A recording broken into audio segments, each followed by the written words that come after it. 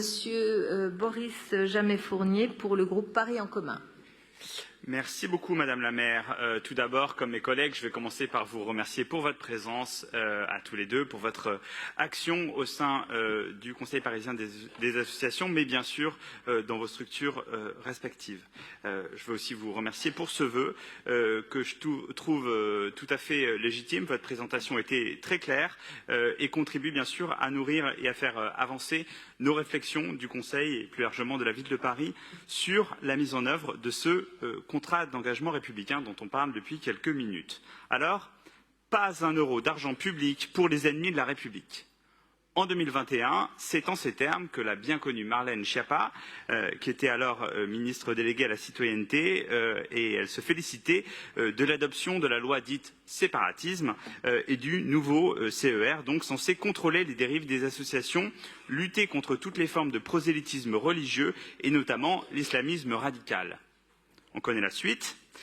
Dès lors, toutes les associations financées par des subventions publiques devaient adhérer à ce contrat. Un contrat, vous l'avez rappelé, et j'ai noté vos mots très forts, monsieur, un contrat unilatéral décidé par l'État et qui repose sur 7 engagements visant à encadrer l'action des associations, considérant a priori que certaines de leurs initiatives pourraient mettre en danger les principes de la République. Et d'ailleurs, c'est exactement ce qu'on a entendu sur les bancs du centre et de la droite. L'oratrice de Changer Paris a même dit que vous éloignez de la République, ce qui me semble vraiment choquant. À Paris, bien au contraire de ce CER, dans une relation de confiance avec les associations, dans une relation d'égalité et dans la volonté de toujours collaborer au mieux avec les associations, nous avons fait le choix tout autre, d'élaborer en 2019, donc il y a 5 ans, avec le CPA, une charte pour travailler avec les associations parisiennes, et c'est la charte d'engagement réciproque. Et comme son nom l'indique, eh bien, c'est réciproque, c'est-à-dire que c'est coécrit avec les associations, c'est destiné à les accompagner dans l'élaboration de leurs projets, et ça vise à renforcer la coopération entre les services publics. J'ai bien noté votre intervention, cher collègue Camille Nager, entre les services publics, puisqu'ils sont quand même très pertinents, et le tissu associatif.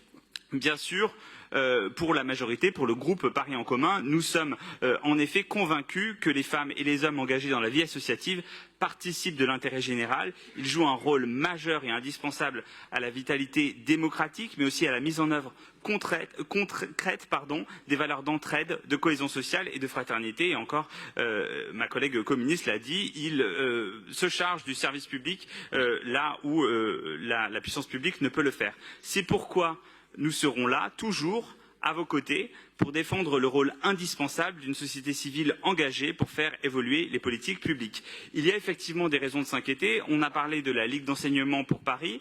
On a aussi parlé du cas de la Vienne, quand même, où le préfet décide, au motif de ce CER, de remettre en cause les subventions de la ville de Poitiers à Alternativa parce que l'association organise des ateliers de désobéissance civile. Eh bien, pour le préfet de la Vienne, donc pour l'État, la désobéissance civile, c'est une menace aux principes de la République. Il faut quand même se rendre compte de la gravité de ces allégations. Et bien sûr, on peut se permettre de s'associer à la mairie de Poitiers qui a refusé de revenir sur ces subventions. Mais qu'aurait-on fait des suffragettes ?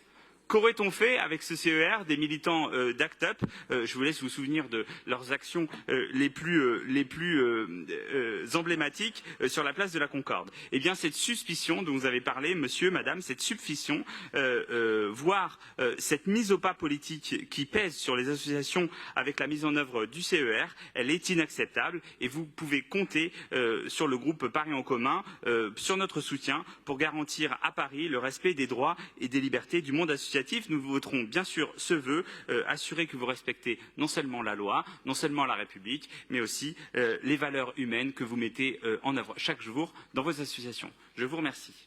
Merci beaucoup à vous, Boris Jamet-Fournier.